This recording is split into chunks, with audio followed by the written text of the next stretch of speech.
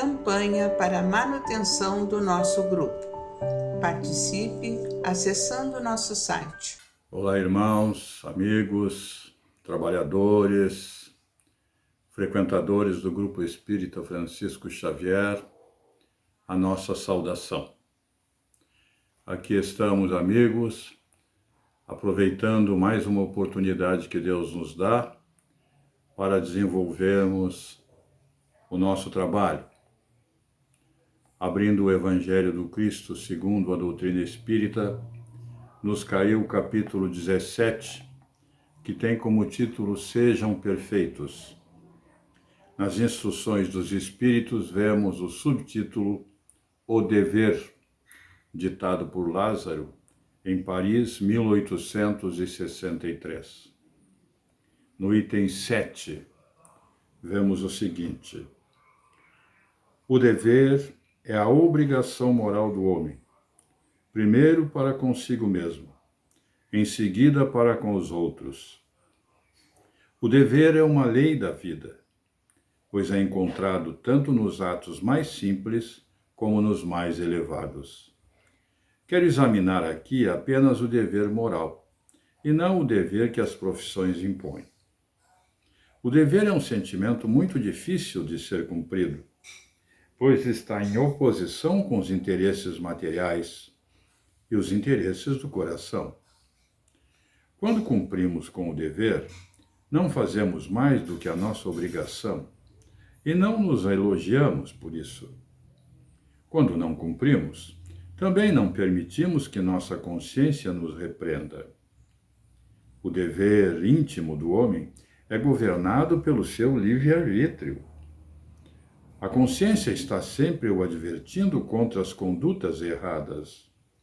Ainda assim, ele muitas vezes se deixa levar pelos enganos das paixões. O homem se eleva quando observa fielmente os deveres do coração, que nada mais são que os seus valores interiores. Mas como esses deveres podem ser determinados? Onde começam? Onde terminam? Os deveres começam precisamente no ponto onde se ameaça a felicidade ou a tranquilidade do próximo, e terminam no limite em que não se desejaria ver a própria felicidade ou a tranquilidade ameaçada. Deus criou todos os homens iguais perante a dor.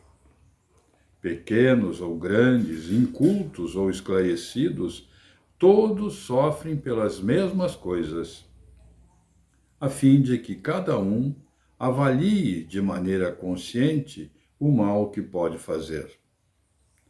O mesmo critério de que todos são iguais perante a dor não pode ser aplicado para o bem, pois nem todos são iguais em suas capacidades de fazer o bem.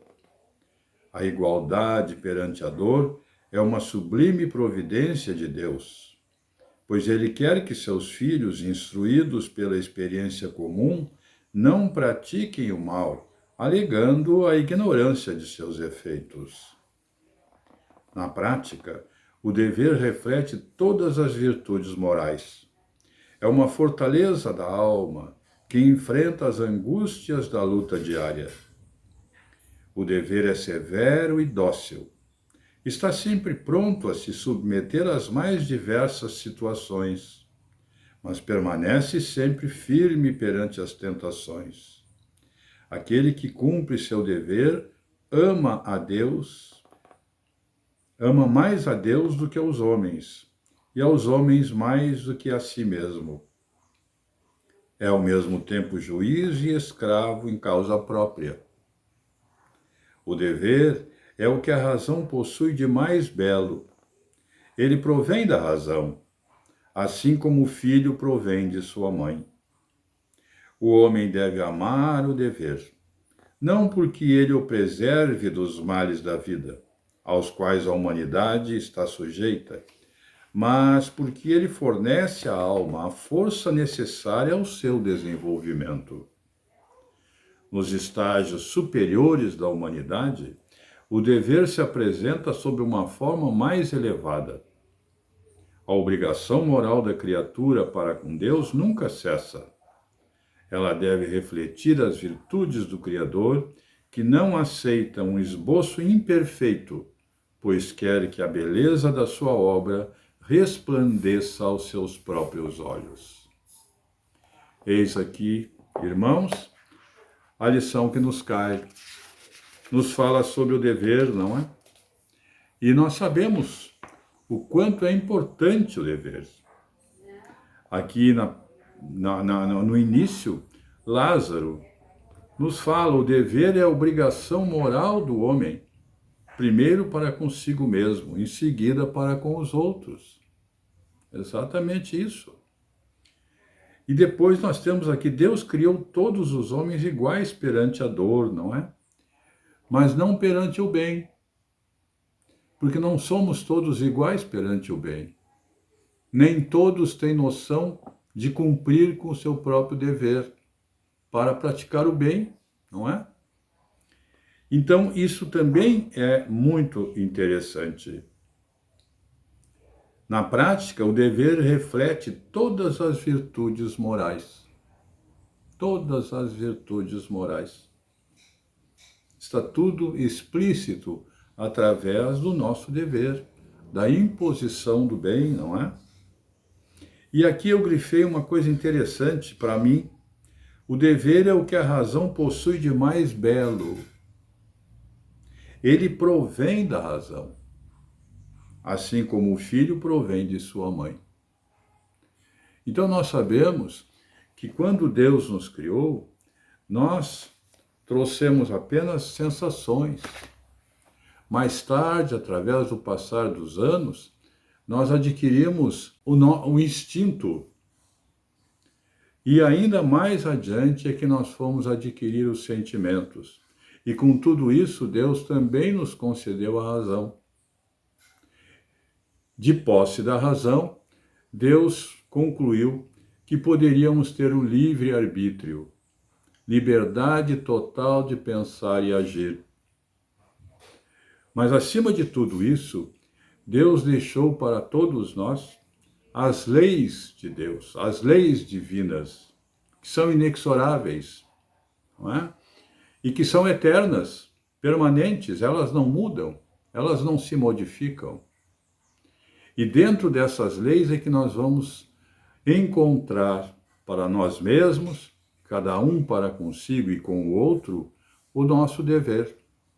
Aquilo que Deus deixou como recomendação, que Jesus nos trouxe como lição, para que pudéssemos buscar a felicidade, que na verdade é o alvo de toda a humanidade. Todos nós precisamos ser felizes, não é? E muitas vezes esbarramos nas nossas vaidades, no nosso próprio orgulho, iludidos com os nossos direitos e fugimos ao nosso dever. Mas o dever é fundamental na vida de todos nós. Nós sabemos disso. E todos têm noção disso, porque, na verdade, quando Allan Kardec pergunta ao Espírito de Verdade onde estão as leis de Deus, a resposta é imediata e pura, na consciência de cada um. Nós trazemos na nossa consciência. Nós sabemos o que devemos fazer e o que não devemos.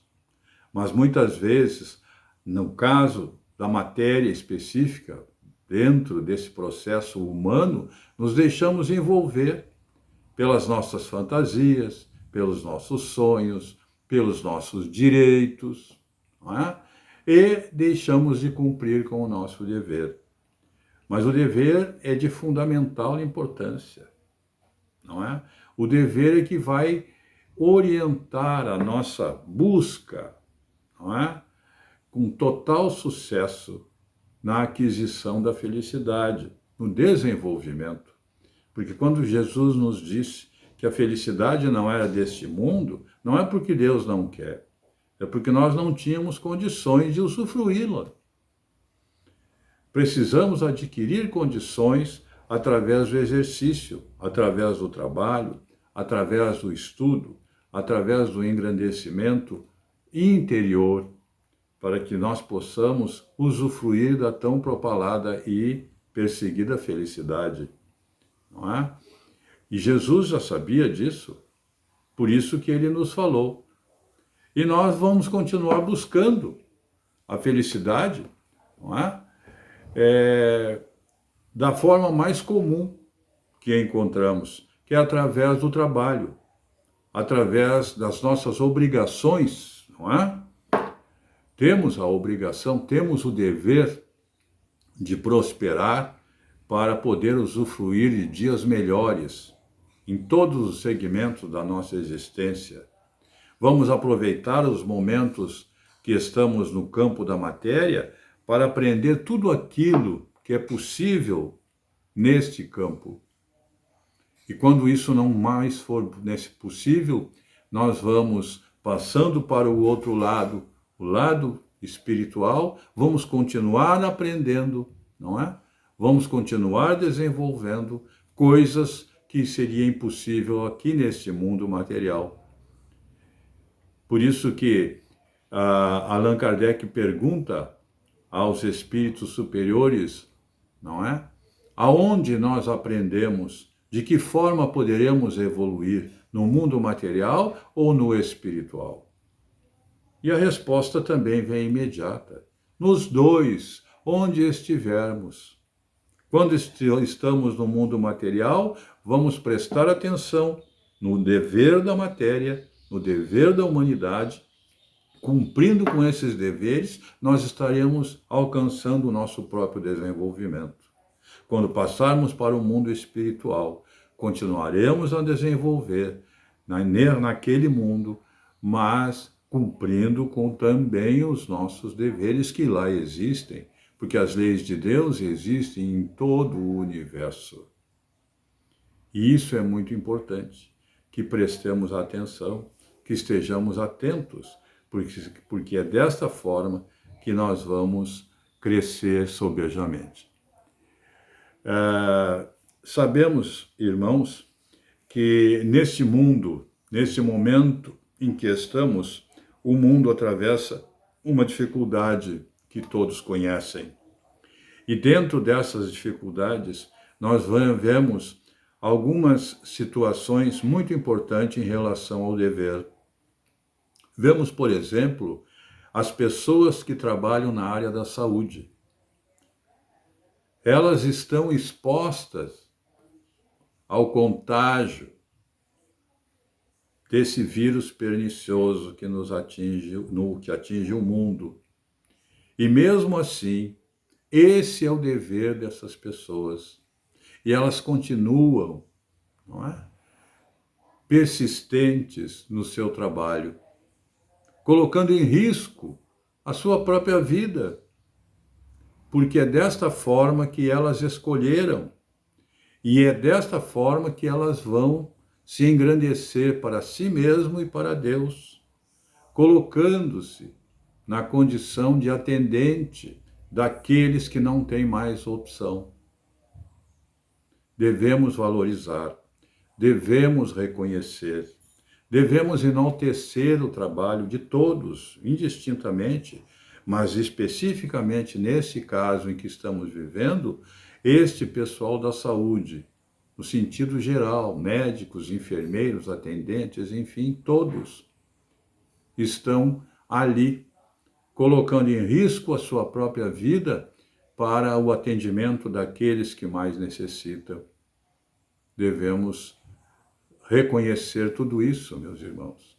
E todos os trabalhos, não existe trabalho mais importante do que o outro.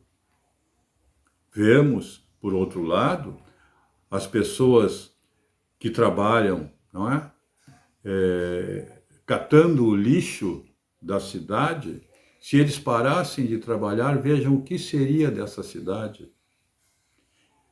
Enquanto muitos estão recolhidos, protegidos, distante de tudo e de todos, essas outras pessoas estão expostas à rua, correndo atrás de um caminhão, muitas vezes até sem a máscara, porque a máscara atrapalharia o desenvolvimento desse trabalho, lidando com detritos da humanidade para beneficiá-la. Essa é a sua escolha no momento. E esse trabalho é tão importante quanto todos os outros. Então nós vamos sempre enaltecer todo e qualquer tipo de trabalho. Porque em todo trabalho, em toda ação, em toda atividade, ali está implicitamente colocado o dever. Alguém está cumprindo com o seu dever. Nós temos o nosso. Vamos continuar propagando, divulgando a nossa doutrina.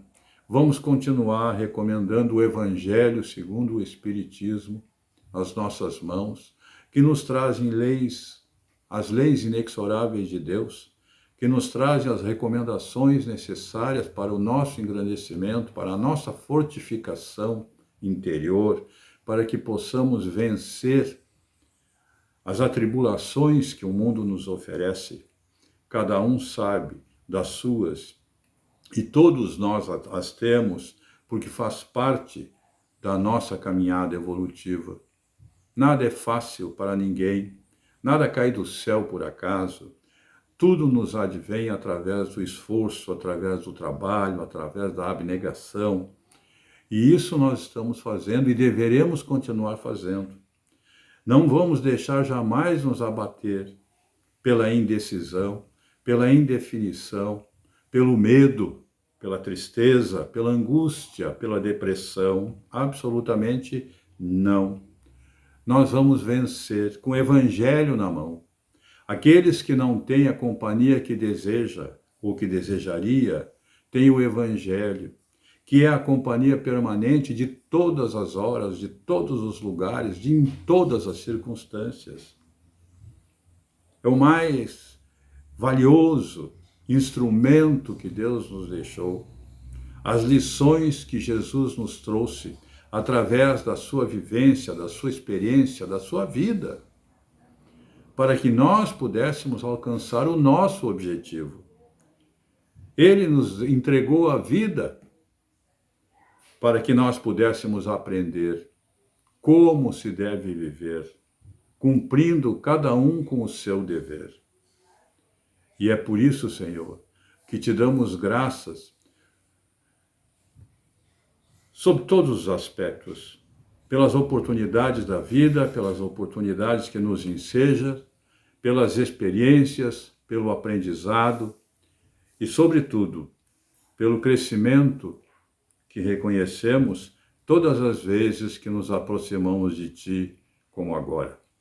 Que a Tua paz esteja sempre conosco e que sejamos cada vez mais instrumentos do Teu amor. Irmãos, vamos unir nossas almas confiantes para dedicar nosso pensamento e sentimentos fraternos para quem precisa, quem está carente de saúde e de paz. Convidamos todos os irmãos a manterem seus corações e pensamentos vibrando nas preces que faremos a Deus a partir deste momento, em favor daqueles a quem endereçarmos nossas vibrações. Prece para os enfermos. Neste momento, abrimos uma corrente de vibrações em benefício de nossos irmãos enfermos, que se encontram em nossas casas, hospitais, casas de caridade e demais locais onde se acham passando por dolorosas provações. Senhor, pedimos alívio para estes irmãos, que Teu infinito amor permita que os divinos mensageiros possam deles se aproximar, suavizando-lhes o sofrimento. Senhor, se as Tuas leis permitirem, que possam recuperar a saúde e tenham muita coragem e esperanças, sob a Tua misericórdia infinita. Prece para os desencarnados.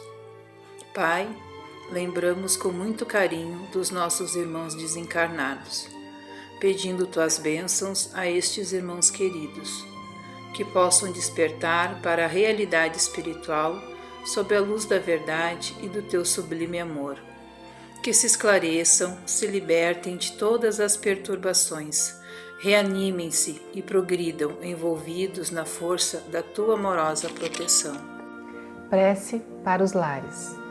Pai, precisamos que o Teu amor ilumine os nossos lares, afastando as trevas da incompreensão, dos vícios, do sofrimento, das perturbações espirituais. Ajuda-nos, Pai, a compreender que somos todos Teus filhos, formando uma família com quem temos a necessidade de aprender a amar, auxiliando-nos uns aos outros.